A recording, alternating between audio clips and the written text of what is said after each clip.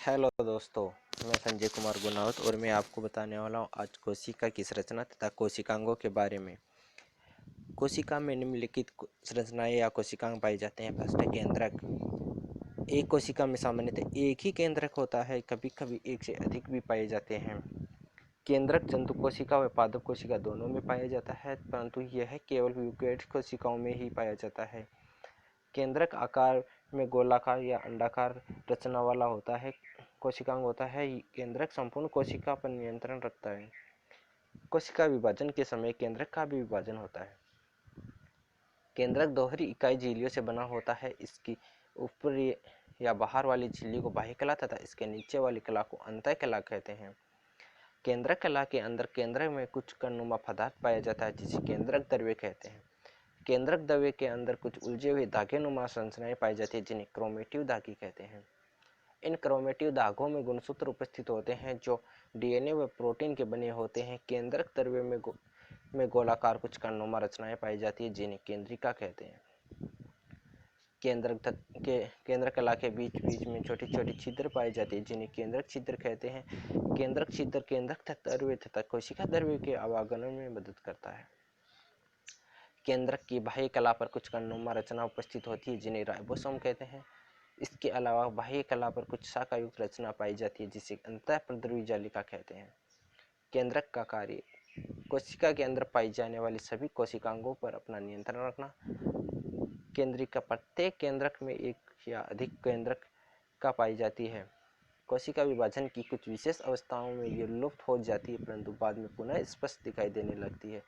केंद्रिका के अंदर रेटिनोलिक एसिड और आरएनए व कुछ विशेष प्रकार के हार्मोन पाए जाते हैं। राइबोसोम कणनुमा रचना होती है, जिस पर कला नहीं पाई जाती है। ये आरएनए व प्रोटीन से मिलकर बना होता है।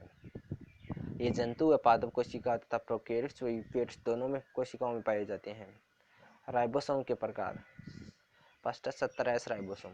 ये आकार में छोटे होते हैं तथा प्रोकैरियोट्स व यूकेरियोट्स दोनों कोशिकाओं में पाए जाते हैं। इसकी दो उप इकाइयाँ होती है, छोटी उप इकाई 30S, बड़ी उप इकाई 50S। 80S ribosome. ये आकार में बड़े होते हैं तथा यूकेरियोटिक कोशिकाओं में ही पाए जाते हैं। इसकी भी दो उप इकाइयाँ होती है, छोटी उप इकाई 40S और बड़ी उप इकाई 60S। राइबोसोम के कार्य प्रोटीन संश्लेषण में मदद करना। माइटोकॉन्ड्रिया। माइटोकॉन्ड्रिया को कोशिका का शक्तिगृह या पावर हाउस भी कहते हैं। माइटोकॉन्ड्रिया अंडाकार छड़ाकार आकृति वाला कोशिकांग है। ये जंतु व पादप दोनों कोशिकाओं में पाया जाता है, परंतु केवल यूकेरियोटिक कोशिकाओं में ही पाया जाता है। यह दोहरी इकाई झिल्लियों से बना हुआ कोशिकांग है। ऊपर की कला को बाह्य कला तथा इसके नीचे की कला को अंतः कला कहते हैं। माइटोकॉन्ड्रिया के अंदर कुछ अंगुलीनुमा उभार पाए जाते हैं, जिन्हें क्रिस्टी कहते हैं। माइटोकॉन्ड्रिया में कहीं कहीं पर राइबोसोम और डीएनए भी पाया जाता है। माइटोकॉन्ड्रिया के कार्य कोशिका को ऊर्जा प्रदान करता है। माइटोकॉन्ड्रिया कोशिका को ऊर्जा एटीपी के रूप में प्रदान करता है। अंतःप्रद्रवी जालिका। अंतःप्रद्रवी जालिका केंद्रक कला की बाह्य कला से जुड़ी हुई कुछ शाखायुक्त रचना होती है, जो जीवद्रव्य कला तक फैली रहती है। यह पादप कोशिका तथा जंतु कोशिका दोनों में पाई जाती है तथा केवल यूकेरियोटिक कोशिकाओं में ही पाई जाती है। यह सिस्टेनी वेसिकल्स तथा ट्यूब्यूल्स से मिलकर बनी होती है। अंतःप्रद्रवी जालिका के प्रकार। राइबोसोम की उपस्थिति के आधार पर दो प्रकार की होती है। ऐसी या चिकनी अंतःप्रद्रवी जालिका। इस पर राइबोसोम नहीं पाए जाते हैं, इसलिए इसे चिकनी अंतःप्रद्रवी जालिका कहते हैं। यह प्रोटीन संश्लेषण में मदद नहीं करती है। आर्य खुरदरी अंतःप्रद्रवी जालिका। इस पर राइबोसोम के कण पाए जाते हैं, जिसके कारण इसे खुरदरी अंतःप्रद्रवी जालिका कहते हैं। यह अंतःप्रद्रवी जालिका प्रोटीन का संश्लेषण में मदद करती है। अंतःप्रद्रवी जालिका के कार्य प्रोटीन संश्लेषण में मदद करना, कोशिका को यांत्रिक शक्ति प्रदान करना। लवक। यह केवल पौधों में ही पाए जाते हैं। ये तीन प्रकार के होते हैं। अवर्णी लवक। यह लवक पौधों के भूमिगत भागों में पाए जाते हैं, जहाँ सूर्य का प्रकाश नहीं पहुँचता है। जड़ व तना। हरित लवक। यह पौधे के हरे भागों में उपस्थित होते हैं। ये आकार व आकृति में अलग अलग प्रकार के होते हैं। यह भी दोहरी झिल्लियों से बना हुआ कोशिकांग, जिन्हें विक्रम से बाह्य व अंतः कलाएं कहते हैं। हरित लवक में कुछ कणनुमा पदार्थ पाया जाता है, जिसे स्ट्रोमा कहते हैं। स्ट्रोमा के अंदर कुछ सिक्के नुमा ढेर पाए जाते हैं जिन्हें ग्रेनम कहते हैं तथा ग्रेनम की एक इकाई को थाइलेकोइड कहते हैं। इसके अंदर कुछ गड्ढे नुमा संरचनाएं पाई जाती हैं जिन्हें क्वांटोसोम कहते हैं। इनमें भी विभिन्न प्रकार के पर्णहरित पाए जाते हैं। ग्रेनम एक दूसरे से अंतःपट्टियों द्वारा जुड़े रहते हैं जिन्हें स्ट्रोमा लेमली कहते हैं। हरित लवक में स्ट्रोमा के में स्टार्च कण, डीएनए तथा राइबोसोम भी पाए जाते हैं। हरित लवक के कार्य प्रकाश संश्लेषण में सहायता करना। वर्णी लवक, इसमें विभिन्न प्रकार के वर्णक पाए जाते हैं जो पौधों को विभिन्न प्रकार के रंग प्रदान करते हैं। लाइसोसोम या लायन कार्य, ये एकल कला से बना छोटी रचना वाला कोशिकांग जो जंतु व पादप दोनों कोशिकाओं में पाई जाती है। ये यूकेरियोट कोशिकाओं में भी पाया जाता है। इसमें पाचक एंजाइम पाए जाते हैं जैसे हाइड्रोलेजेज, लेपेसेज, प्रोटोएसेज, कार्बोहाइड्रेजेज, डीऑक्सी रेबोन्यूक्लियेजेज आदि। ये पाचक एंजाइम विषम परिस्थितियों में लाइसोसोम से बाहर निकलकर कोशिका में उपस्थित विभिन्न प्रकार के कोशिकांगों का पाचन कर देते हैं। इसी कारण इसे आत्मघाती थैलिक भी कहते हैं। रसदानी या वैक्यूल या रिक्तिका, रिक्तिका एकल कला से बनी रचना होती है।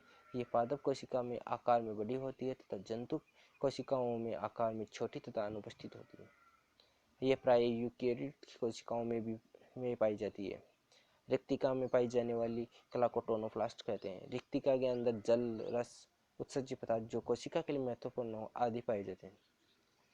तारका या तारक केंद्र, यह जंतु कोशिका में केंद्रक के समीप पाया जाता है। यह दो जोड़ी सेंट्रोल से मिलकर बना होता है। प्रत्येक जोड़ी सेंट्रोल को डिप्लोसोम कहते हैं। डिप्लोसोम के दोनों सेंट्रियोल एक दूसरे से 90 डिग्री का कोण बनाते हुए स्थित होते हैं। प्रत्येक सेंट्रियोल 9 त्रिक तंतुओं से मिलकर बना होता है। ये 9 त्रिक तंतु माइक्रोट्यूब्यूल्स के माध्यम से एक दूसरे से जुड़े रहते हैं और केंद्रीय भाग नाभि यानी कि हब से जुड़े रहते हैं। इनकी आकृति बैलगाड़ी के पहिए के समान होती है। तारकाय के केंद्रक कार्य, तारकाय के कार्य कोशिका विभाजन में सहायक। जीद्रीय कला या झिल्ली, कोशिका झिल्ली का तरल मोजेक मॉडल तरल कीमिया नमूना सिंगर व निकोलसन ने 1972 में प्रस्तुत किया। एग्जाम्पल सोडियम तथा पोटेशियम आयन पंप। गोल्जी उपकरण, इसकी खोज कैमिलो गोल्जी ने 1898 में की थी। ये जंतु व पादप दोनों कोशिकाओं में पाया जाता है तथा केवल यूकेरियोटिक कोशिकाओं में ही पाया जाता है। यह एकल कला से बना चपटी प्याले नुमा रचना होती है जो एक दूसरे के ऊपर व्यवस्थित रहती है। इसकी उत्तल सतह सदैव अंतःप्रति जालिका तथा केंद्र की ओर होती है तथा इसकी अवतल सतह केंद्रक झिल्ली की ओर होती है। गोल्जी काय के कार्य, ग्लाइकोप्रोटीन तथा ग्लाइकोलिपिड का निर्माण करना, शुक्राणु के एक्रोसोम का निर्माण करना तथा विभिन्न प्रकार के पदार्थों का श्रवण करना।